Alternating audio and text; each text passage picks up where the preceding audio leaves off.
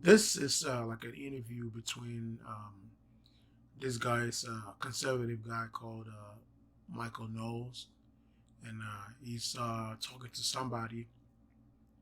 I don't know. I think he appears to be like a liberal or progressive or leftist or some sort of um, like that. I'm not sure what exactly he's affiliated with, but he seems like to the left of Michael Knowles for sure, based on the context and the content of the arguments they were having. But I just wanted to do a little bit of uh, give my own take on like my own takes on what they were saying, and I to some extent I applaud conservatives, for standing up for America, like defending America and stuff like that. But sometimes they overdo it to a point where it becomes like historical.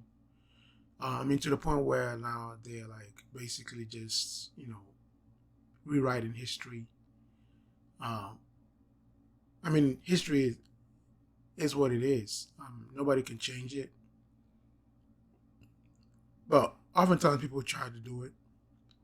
But what has happened has already happened. I mean, good or bad, I feel like you have to like always try to present history exactly where or how it happened because of, just for the sake of the truth, just for the sake of posterity, and, you know, but um, it's not always like that. People will always rewrite history to suit agendas, create sometimes to create a different narrative on like who they're trying to appeal to, what kind of propaganda they're trying to um, erect or make. So sometimes it can become too much. They're not the only ones that do that, by the way. Like the liberals, leftists also do it. I mean, to a large extent, a lot of people like in I like no matter how I mean, no matter which political party or like political affiliation, even religious group you look at, people will always rewrite history, especially if the history is not a very good one. Especially if the history paints their side in the kind of way that's not they don't want it to be seen as. So you see the example here between Michael Knowles and this guy. They were debating about race and whether race was started in America.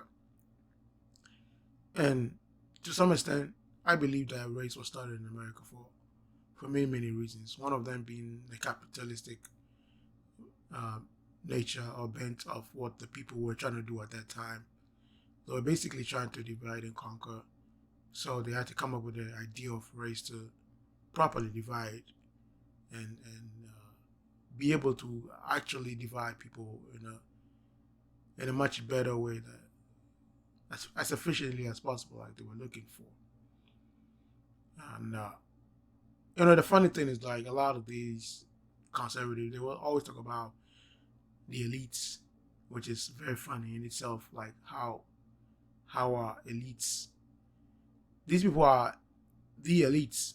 Okay, they go to like Harvard, Yale, Ivy League universities.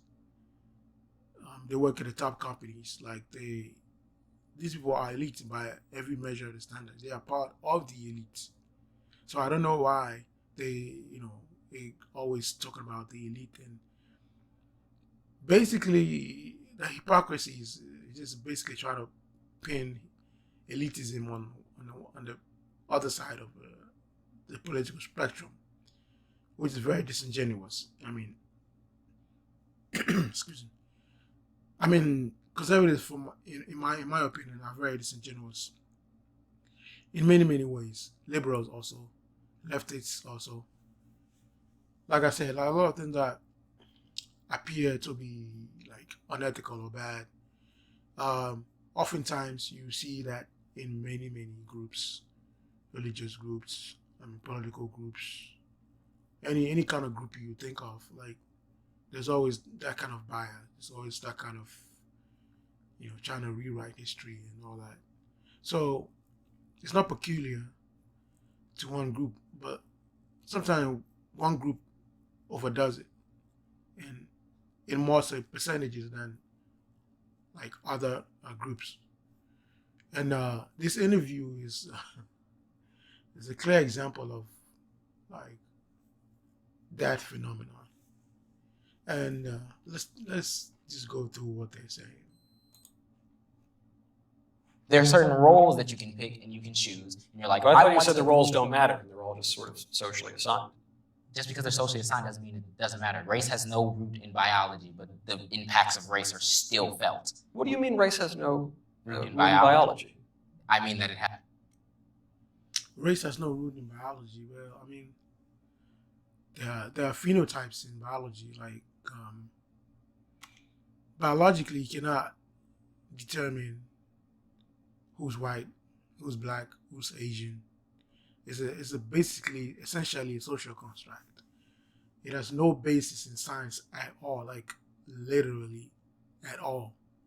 I mean, if Knowles or Michael Knowles here will interview like a biologist or a physiologist or something, a physician or something like that, I mean, the physician or scientist will make that argument, but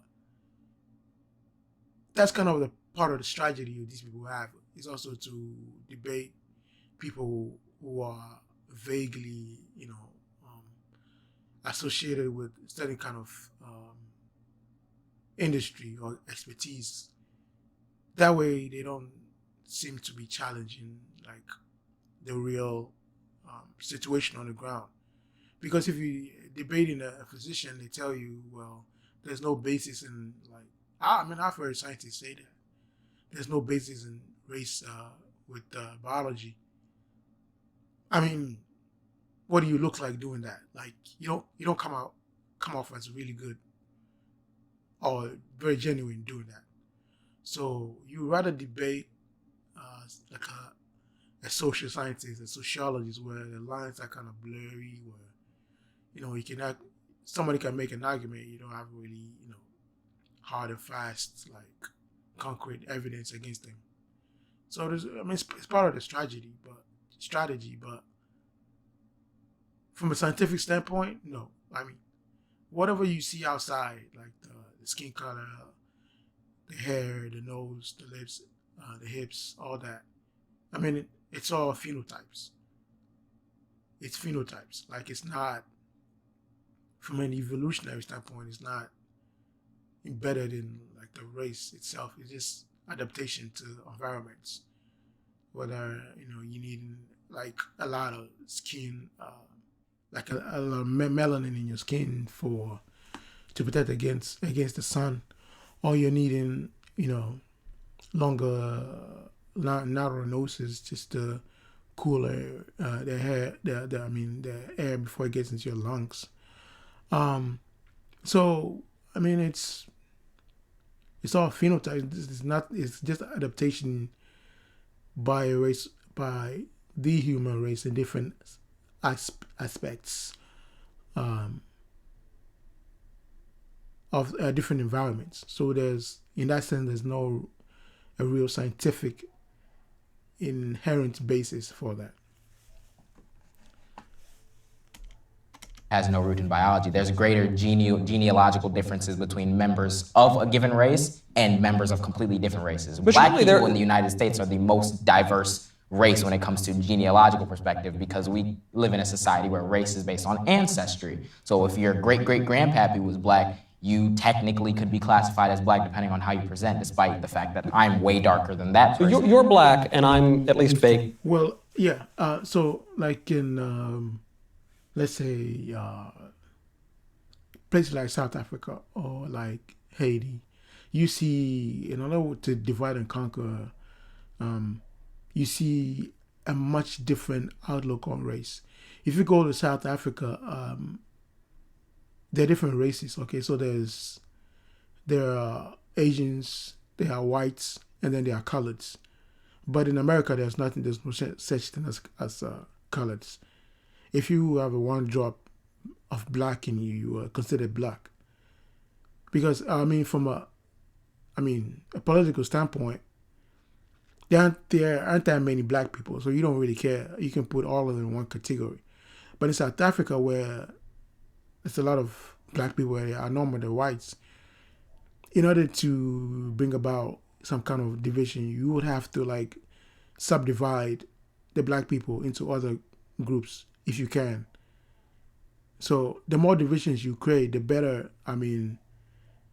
The more control, the more confusion you have, the more infighting you're gonna have. So it's much more efficient for the ruling class over there to classify colors and classify people that are black, and also there's also like Bantu and all that. I don't think it's necessarily connected to the race. And also in Haiti, you have the same thing where you're gonna have I think they're whites. They're probably not that much, but there are certainly a lot of black people, and then there are also like the ones that are like mixed. So the mixed ones distinguish themselves as a different race from the black people. And that also, you have governments being formed and coups and, political affiliations being made based on like skin pigmentation and ancestry of, European and African, mixtures. White, a little Sicilian, but I would be identified as white. No one would be confused about that fact. Even if I took on all the cultural attributes stereotypically associated with black people, and you did that for white people, see, that's no one. Yeah, you see, this is where the problem really comes in. So he's basically saying like he's Sicilian, he's a little white. So the problem with that is these racial categories, they're very vague. They're not hard and fast. They're overlaps. For example, even his people were not, he claimed to be Italian. I don't know. Some of the name Knowles could be Italian. Maybe he's half Italian. But even his people were not considered white. And, that's where the whiteness comes from. Is whiteness, in my definition, based on like history and like culture and all the things that I've studied regarding history and stuff like that, I would say that whiteness is basically like it's a affiliation of different cultures, preferably light skin, that have some kind of cultural significance, or like basically they contribute to some kind of cultural what's the word I'm looking for, like something that makes the group valuable in totality. So if you say that white people, Italians are not white people, and now you're trying to construct this thing as, white pride and white supremacy and all that.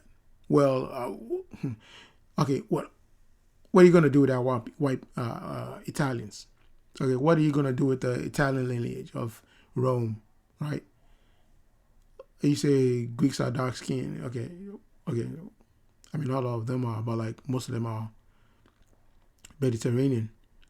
What are you gonna do with that? Everything in European culture that is so valuable that these white supremacists can brag about or stand and get gives any bragging rights comes from Greece, comes from Rome for the most part. So if you don't say that Italians are white, what do you really have in terms of white pride? In terms of like white pride and achievement and all that comes from white supremacist point of view. So, because you see a lot of other people from like, especially like in the Middle East, these people are like they look from like they're from Alabama or like from freaking Scotland or something, but they want to be considered white. Why, like like Afghanis and some of the Afghan tribes. I mean, some of them are brown hair, green eyes, blue eyes. I mean, they look as white as they come. I mean, not all of them look like that, but some of them look actually also brown, but a lot of them look white. But you didn't necessarily, like, they're not even necessarily added to the conventional race of people that we call white. Because, I mean, I feel like they have not been added because they have no cultural significance or like any form of historical significance they can bring to the table in the construction of white pride. If anything, they're living in the Stone Age. You don't want to be associated with that kind of whiteness. So that's basically what whiteness is, in my opinion. I mean, same thing with black. So, like Aborigines in Australia, are they considered black? Or are there those in India where you have the extremely light northern Indians and then extremely dark southern Indians? Like, I mean, then those in Papua New Guinea, I mean, are those black people? Some of them have green eyes. They have long hair. They have long silky hair, kind of like white people. They have eyes like white people. Even some of the people in like India, they look Caucasian, but they're very dark. So, I mean, are they black? So these things are very blurry when you try to. Biology didn't give us. Yeah, of course. I mean, there are people that you can look at and say this guy's black. Okay, this guy is white. The guy looks Asian. But there are certain groups that are like in between. Like you can't really, are these people like really white? Are they black? Like what's going on? Like, so there's like a gray scale or a grading scale, if you will. And some people are in between, sort of like a histogram or what most people would call a bell curve. So there are a lot of people in between, and people that are like a little on the outside of these groups.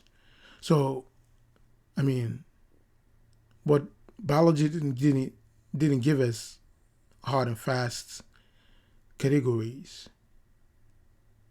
Okay, so we are the ones who are making out these categories, and people are being left out of the categories, and we don't know where to place them.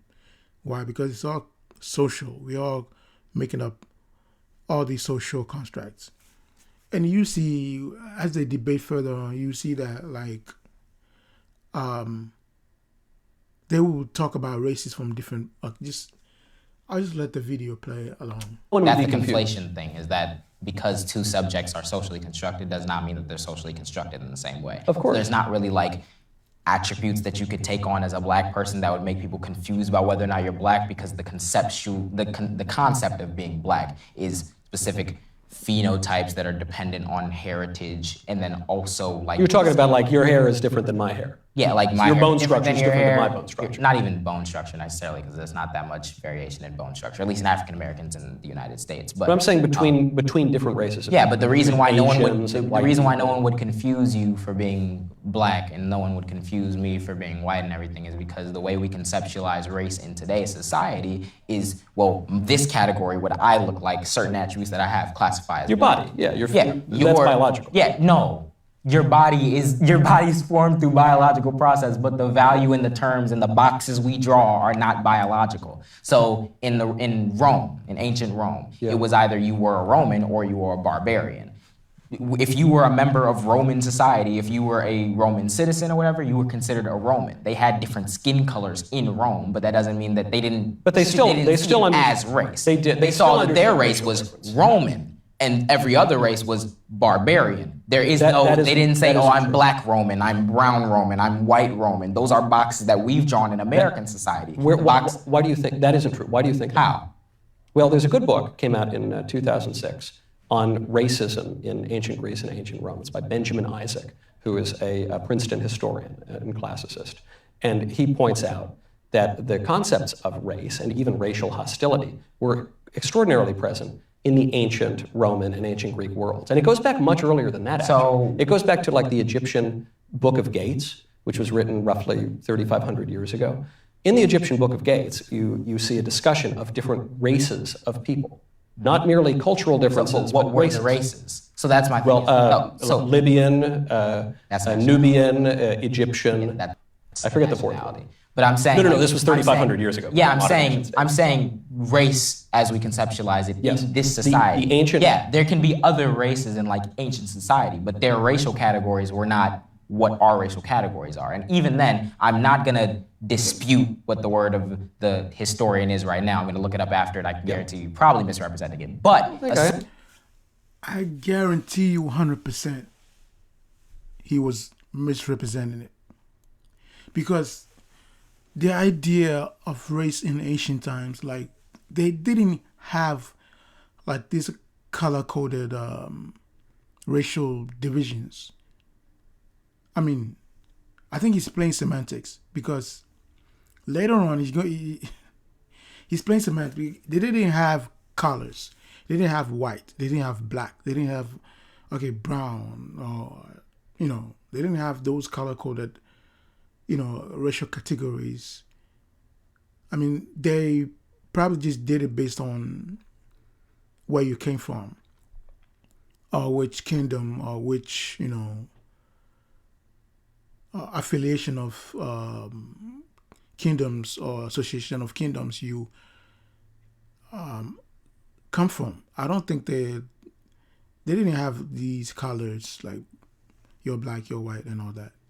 So I guarantee you, they're definitely misrepresenting it on purpose and also playing semantics. Assuming that you're not, I'm gonna be charitable and assume that you're not. Yeah. When we talk about race in ancient times, a lot of times, at least from the scholarship that I've seen, it's things they'll talk about like eye color and they'll do hair color, but they wouldn't like refer to it as we are one united race and you guys are a different because an united empire race. Conquered all that territory. Yeah, so even from a logistical standpoint, it's physically impossible for them to have the racial categories that we did today. No, they still had racial categories though. Yeah, this was true through the Middle Ages too. Yeah. It's a myth. There's a myth pushed by liberals. Even if they did have racial categories, I mean, I don't think like somebody from Scandinavia at that time would just like walk into Rome, like like the way somebody from Finland can just walk into America, just blend in. After one generation, you can't even tell where they came from unless they tell you. I mean, you can't even do that. You couldn't. I don't think you could do that in like Rome because you probably wouldn't survive. Like they'll just kill you.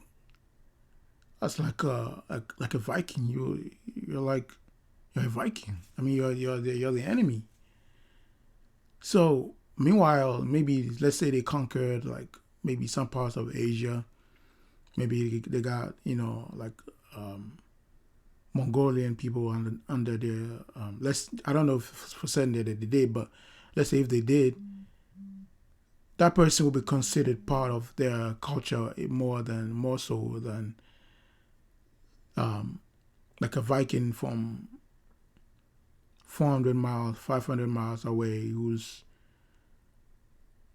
lost just strolling through the woods and then he's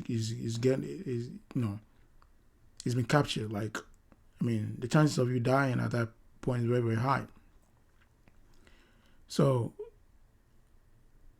they may have races, they may have ways of distinguishing between people, but like that was also their own construct. Because if they're not categorized in the way that we did or we do, then yeah, then it's based on everybody's construct that changes through time. So that's what it is. That's what a construct is. You just make it up. So. Especially in this one book that was written by some random op-ed journalist, The New Jim Crow, that suggested that race is a creation of the last couple hundred years invented by white people. In the United States it is. The reason why is because... The thesis goes even more ambitious than that and says, as you've been saying, that antiquity didn't have conceptions of racial differences, but that's not true. No. And through the Middle Ages, it's true. You see it even the Muslims. No, what I'm saying is they had conceptualization of racial differences, but the concept of race... You see, this is what conservatives do a lot. Every time you arguing against them, they would, if you say something, they will repeat like a strawman version, purposely repeat a strawman version of what you said.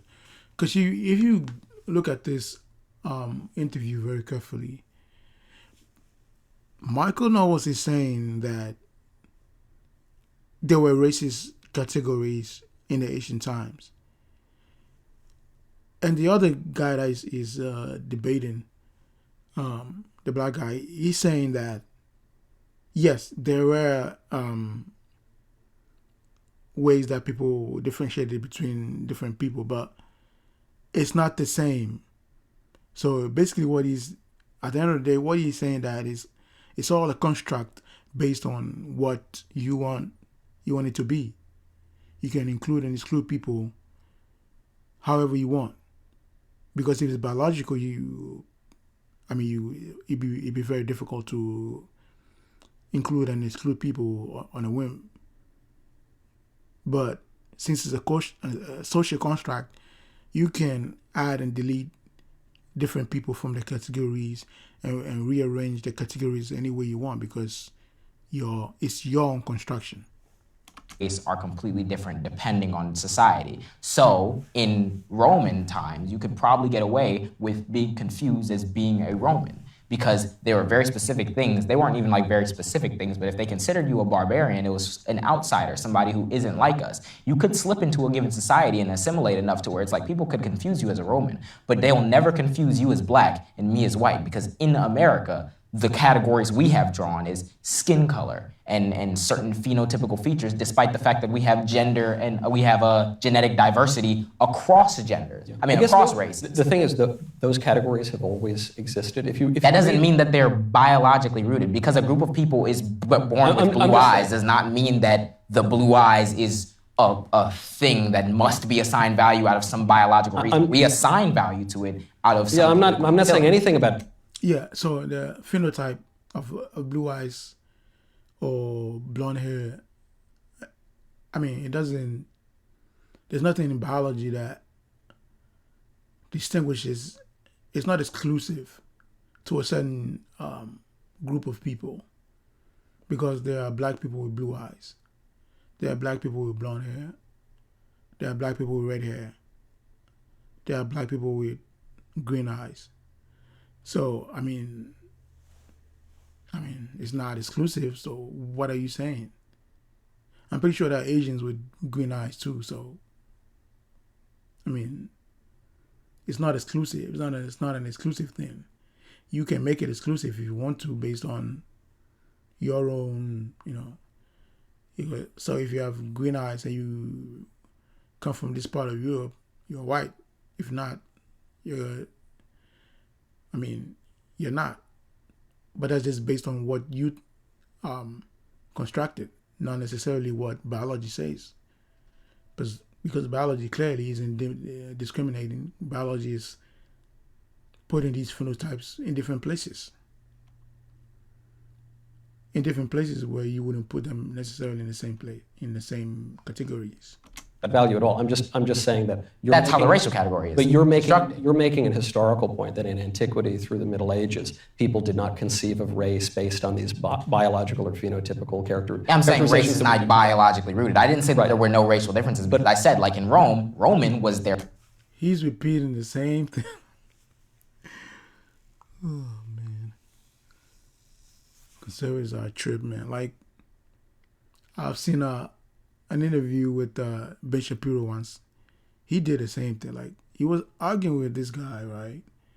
And the guy just like stated his opinion on the matter, and then Ben Shapiro will misrepresent what he said, like create a straw man of what he said, and then he will correct him, and then he will come back and say the same thing again.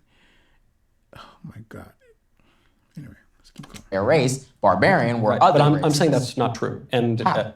because I cited, for instance, No, but Princeton what you historian, cited was Yeah. them saying there were racial differences. and racial hostilities. And Yeah, thinking, again, but that does not. I said there were, but it varies depending. But you on were society. saying there was So no it's not distinction based other than between Roman and barbarian. Yeah, okay. I'm saying that is okay. true. I can grant the point that there are probably other distinctions besides just Roman and barbarian. But I'm saying while there are racial differences throughout history, the racial categories that we draw are societally based. There is nothing inherent about black people that make them more likely to have negative stereotypes. There's nothing inherent about white people that make them more likely to be a dominant group in society. There's nothing inherent. Okay, so you see a lot of conservatives, they will accuse liberals of being like being eugenics and being people trying to do Planned Parenthood, trying to get rid of black people because they think black people are inferior and all that. But these, at the same time, these are the people who they advocate so much for difference in races and how some races are different IQ, and some races are more smarter than others and more prone to violence than others and stuff like that. These are the same people, they want to uphold these things, these categories, these inherent values or inherent traits in races. But then they'll turn around and claim that liberals are the racists and they are eugenics. I mean, the hypocrisy. About the skin color of various Asian people, even though that's not even consistent because we just classify them as Asian, that makes them have whatever values we assign to Asian people. Those are boxes that we drew. Perfect example is Irish people. Irish people in the early 1900s and late 1800s were not considered white. They were pushed into the same. That's not a disputable. That's not even disputable. They were. That's not even disputable, Michael. They were discriminated against, and they weren't considered white. You would have a better argument if you pointed to the Southern Italians. For instance, the largest mass lynching in American history was against Italians in New Orleans. You might say that in certain parts of the South they were considered lumped in as black rather than as white. Even that is kind of overstated. That's not overstated. Based on American history. So there you have it. I mean, I don't understand why conservatives feel the constant need to like always rewrite history. But I mean, tell me what you think. I mean, who's right, who's wrong? Leave your comments and like, share. It's a new channel trying to grow, so it'd be really helpful if you subscribe and share the videos, all that good stuff. Boost it in the algorithm. And let me know what you think. That's it. Thank you.